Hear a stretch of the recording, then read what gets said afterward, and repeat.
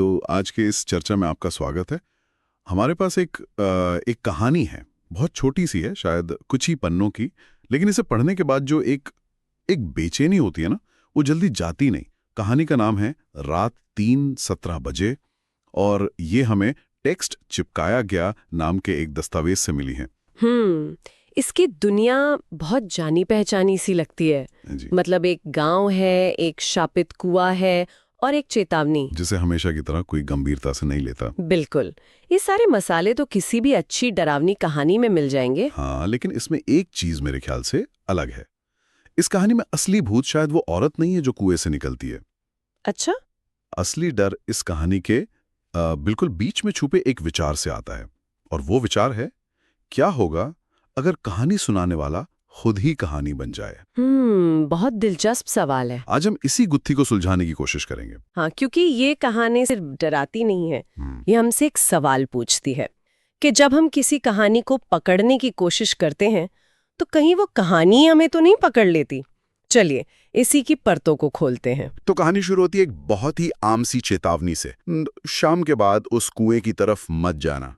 लगभग हर डरावनी कहानी एक ऐसे ही नियम से शुरू होती है ना? बिल्कुल, कोई बंद दरवाजा, कोई मना किया हुआ रास्ता। हाँ। और ये नियम जो है वो मनोवैज्ञानिक तौर पर हमें कहानी की ओर खींचते हैं। ये नियम बनाई इसलिए जाते हैं ताकि कहानी का जो नायक है वो उसे तोड़े। सही। लेकिन यहाँ एक दिलचस्प बात है, हमारा हीरो रवि वो सिर्फ इस नियम को तोड़ता नहीं है, वो इसे गलत साबित करने निकला है। मतलब वो एक मॉडर्न जमाने का इंसान है। हाँ, जो अंधविश्वास को सबूतों से हराना चाहता है, और उसका हथियार उसका मोबाइल फोन। सही कहा। वो वीडियो बनाने जाता है, मतलब वो सिर्फ देख नहीं रहा, वो रिकॉर्ड कर रहा है, एक दस्तावेज बना रहा है। लेकिन कहानी उसे एक बहुत ही अजीब समय पर वहां ले जाती है, रात के 3:17। ये 3 बजे या 3:30 नहीं, बल्कि 3:17। इस अजीब से समय का क्या मतलब हो सकता है? मेरे ख्याल से ये बहुत सोचा समझा गया है। देखिए, रात के 3 बजे को अक्सर डेविल्स आवर या शैतानी शक्तियों का समय माना जाता है। हाँ, ये तो सुना है। ये एक किंवदंती है, लेकिन 3:17 जैसा एक सटीक समय कहानी को एक बनावटी एहसास से निकालकर एक सच्ची घटना की रिपोर्ट जैसा बना देता है। अच्छा। ऐसा लगता है जैसे कोई पुलिस रिपोर्ट पढ़ रहा हो, जहां हर डिटेल नोट की जाती है। ये कहानी में एक अजीब सी प्रामाणिकता और बेचैनी भर देता है। ये हमें बताता है कि अब हम कहानी की दुनिया में नहीं, बल्कि एक बहुत ही वास्तविक लगने वाले बुरे सपने में हैं। और यहीं से मुझे लगता है रवि का नियंत्रण खत्म होना शुरू होता है। वो सबूत रिकॉर्ड करने गया था, लेकिन कुएं के पास पहुंचते ही उसका मोबाइल कैमरा अपने आप ऑन हो जाता है। ये पहली घंटी है कि जिस तकनीक को वो अपना हथियार समझ रहा था, वो अब उसके काबू में नहीं है। ये कहानी का पहला और शायद सबसे महत्वपूर्ण मोड़ है। इसे हम तकनीक का धोखा कह सकते हैं। रवि का फोन अब सिर्फ एक रिकॉर्डिंग डिवाइस नहीं है, वो उस अलौकिक दुनिया का दरवाजा बन गया है। सोचिए, जिस चीज पर हम सबसे ज्यादा भरोसा करते हैं, हमारी डिजिटल आंखें, वही अगर हमें धोखा देने लगे तो क्या होगा? ये डर आज के जमाने का सबसे बड़ा डर है। और फिर जो स्क्रीन पर दिखता है वो रवि नहीं है। कहानी बताती है, सफेद आंखें, उल्टे पैर और मुंह इतना बड़ा कि जैसे पूरा अंधेरा निकल जाएगा। 1 मिनट, उल्टे पैर, ये बात तो बहुत सुनी सुनाई सी लगती है।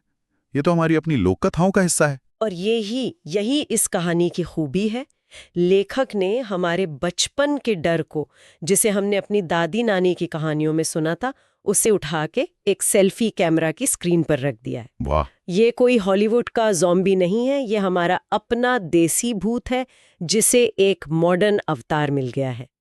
ये बहुत असरदार है क्योंकि ये डर अब किसी पुराने खंडहर में नहीं, हमारी जेब में रखे फोन में आ गया है। मतलब आपका फोन जो आपकी पहचान दिखाता है, वही आपको एक राक्षस की तरह दिखाने लगे। इंसान तो अपना दिमागी संतुलन ही खो देगा। ये तो एक तरह का पहचान का संकट है जो तकनीक पैदा कर रही है। बिल्कुल, और ये डर सिर्फ डिजिटल नहीं रहता, ये स्क्रीन से बाहर निकलकर असली दुनिया में आ जाता है। रवि को कुएं से नाखून खौरचने की आवाज आती है। जो चीज अब तक सिर्फ दिख रही थी, अब वो सुनाई भी दे रही है। देखने में फिर भी एक दूरी होती है, लेकिन आवाज तो सीधे आपके दिमाग में घुसती है। ये खुरचने की आवाज ही काफी डरावनी है, लेकिन कहानी यहाँ नहीं रुकती। वो इसे एक कदम और आगे ले जाती है और ज्यादा निजी बनाती है।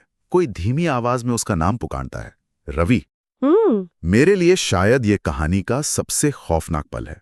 अब तक वो खतरा अनजान था, लेकिन अब वो उसे नाम से जानता है। नाम पुकारना डर को 100 गुना बढ़ा देता है। ये इस बात का संकेत है कि ये कोई अचानक हुई घटना नहीं है। रवि को चुना गया है। वो खतरा उसे जानता है, उसे पहचानता है। तो अब बचने का कोई रास्ता नहीं है? कोई रास्ता नहीं, क्योंकि यह हमला उसी के लिए है। और फिर रवि भागने की कोशिश करता है, लेकिन भाग नहीं पाता। कहानी कहती है उसके पैर जमीन में धंस गए। ये तो किसी बुरे सपने जैसा है। आप चिल्लाना चाहते हैं पर आवाज नहीं निकलती, भागना चाहते हैं पर हिल नहीं पाते। ये पूरी तरह से बेबसी का एहसास है। हाँ, और ये सिर्फ डर का प्रतीक नहीं है। ये दिखाता है कि उस अलौकिक शक्ति ने अब रवि के शरीर पर भी कब्जा कर लिया है। अच्छा। उसका नियंत्रण पहले उसके फोन से गया और अब उसके अपने शरीर से भी चला गया। वो पूरी तरह से अधीन हो चुका है। और इसी बेबसी के आलम में कहानी का असली विलेन सामने आता है। कुएं से एक औरत निकलती है, बाल चेहरे पर, गर्दन टेढ़ी और हाथ बहुत ज्यादा लंबे। ये दिखने में एक क्लासिक भूतनी है, लेकिन फिर वो एक ऐसी बात कहती है जो इस कहानी को किसी भी दूसरी भूत की कहानी से बिल्कुल अलग कर देती है। वो कहती है, तू मेरा वीडियो बनाने आया था, अब तू ही मेरी कहानी बनेगा। ये पंक्ति ये इस पूरी कहानी का दिल है।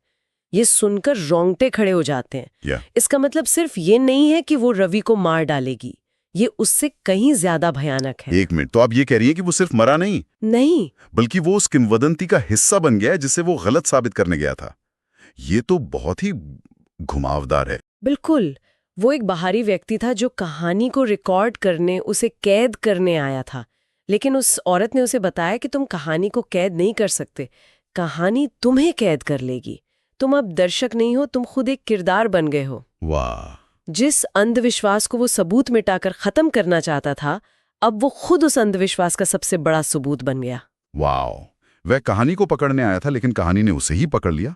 ये तो हमारे शुरुआती सवाल का जवाब है। कहानी सुनाने वाला खुद कहानी बन गया।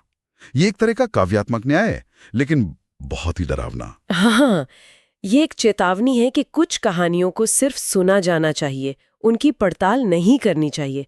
कुछ दरवाजे बंद ही रहें तो बेहतर है। रवि ने उस सीमा को लांघा और उसकी सजा ये थी कि उसकी अपनी पहचान मिटाकर उसे हमेशा के लिए उस कहानी का हिस्सा बना दिया गया। और इसके बाद जो होता है वो इस विचार को और भी पक्का कर देता है। अगली सुबह गांव वालों को रवि नहीं मिलता, सिर्फ उसका मोबाइल मिलता है। ये फाउंड फुटेज वाला हिस्सा है, जैसे द ब्लेयर विच प्रोजेक्ट जैसी फिल्मों में होता है। हाँ। हमें असली घटना नहीं दिखती, बस उसके बाद के सबूत मिलते हैं। और ये सबूत बहुत परेशान करने वाले हैं। वीडियो में सिर्फ कुआं दिखता है, वो औरत नहीं दिखती। सही। ये रहस्य को और गहराता है। क्या वो सिर्फ रवि को दिखी थी या कैमरा उसे देख ही नहीं पाया? लेकिन वीडियो के अंत में कोई कैमरे की तरफ देखकर मुस्कुराता है और कहानी साफ साफ कहती है वो रवि नहीं है। तो फिर वो कौन है? क्या वो वही औरत है जिसने रवि का रूप ले लिया है, या कोई और? ये सवाल दिमाग में घूमता रहता है। मेरे ख्याल से वो मुस्कुराहट एक जीत की मुस्कुराहट है, कहानीकार पर कहानी की जीत। ये इस बात का सबूत है कि रवि की पहचान पूरी तरह से मिटा दी गई है और उसकी जगह अब उस शक्ति ने ले ली है। यह दर्शकों को दिख सुलझी सवाल के साथ छोड़ देता है, जो डर को खत्म नहीं होने देता। लेकिन कहानी यहां भी खत्म नहीं होती। अंत में एक लाइन है जो सब कुछ बदल देती है। लिखा है कि आज भी रात 3:17 पर उस कुएं के पास से गुजरने वालों के मोबाइल अपने आप रिकॉर्डिंग शुरू कर देते हैं और स्क्रीन पर एक शब्द लिखा आता है, नेक्स्ट। ये अंत, ये इस कहानी को एक बंद घटना से निकालकर एक लगातार चलने वाले खतरे में बदल देता है। ये अब सिर्फ रवि की कहानी नहीं रही, ये एक अभिशाप बन गया है जो तकनीक के जरिए फैलता है, एक वायरस की तरह। नेक्स्ट यानी अगला कौन? ये सवाल कहानी से निकलकर सीधा सुनने वाले से पूछा जा रहा है। ये तो चौथी दीवार को तोड़ देता है। बिल्कुल। अचानक हम सिर्फ कहानी सुन नहीं रहे होते, हम उस कहानी के अगले संभावित शिकार बन जाते हैं। हाँ, ये कहानी को एक अंतहीन लूप में डाल देता है। ये अभिशाप अब एक नए मेजबान की तलाश में है और मोबाइल फोन उसका जरिया है। पहले किंवदंतियां मुंह जबानी फैलती थीं, एक इंसान से दूसरे इंसान तक। आज के जमाने में वे वाईफाई और ब्लूटूथ के जरिए फैलती हैं। ये कहानी को सिर्फ डरावना ही नहीं बल्कि संक्रामक बना देता है। तो अगर हम सब कुछ समेटें तो ये छोटी सी कहानी पारंपरिक डर जैसे भूत और शापित जगहें को आज के सबसे बड़े डर यानी तकनीक के धोखे के साथ मिलाती है। और ये सब उस एक शक्तिशाली विचार पर टिका है कि कहानी अपने कहानीकार को निगल सकती है। ये कहानी इसीलिए इतनी असरदार है क्योंकि ये हमारी तकनीक पर बढ़ती निर्भरता से पैदा हुए डर से खेलती है।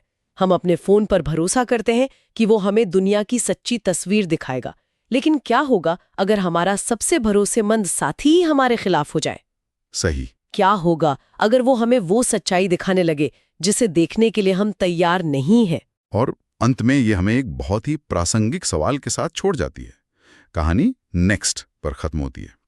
आज के डिजिटल युग में जब हम सब अपनी जिंदगी का हर पल रिकॉर्ड करने, उसे दुनिया को दिखाने के लिए तैयार रहते हैं, चाहे वो इंस्टाग्राम हो या यूट्यूब। तो क्या हम सिर्फ एक कहानी बता रहे हैं या हम अनजाने में किसी और की कहानी का अगला अध्याय बनने के लिए ऑडिशन दे रहे हैं? हम सब अपनी जिंदगी के निर्देशक बनना चाहते हैं, अपनी कहानी को नियंत्रित करना चाहते हैं। लेकिन ये कहानी हमें सोचने पर मजबूर करती है कि क्या होगा अगर जिस चीज को हम कैद करना चाहते हैं वही हमें कैद कर ले? क्या हम अपनी कहानी बना रहे हैं या हम किसी बहुत पुरानी, ज्यादा शक्तिशाली कहानी का हिस्सा बनते जा रहे हैं?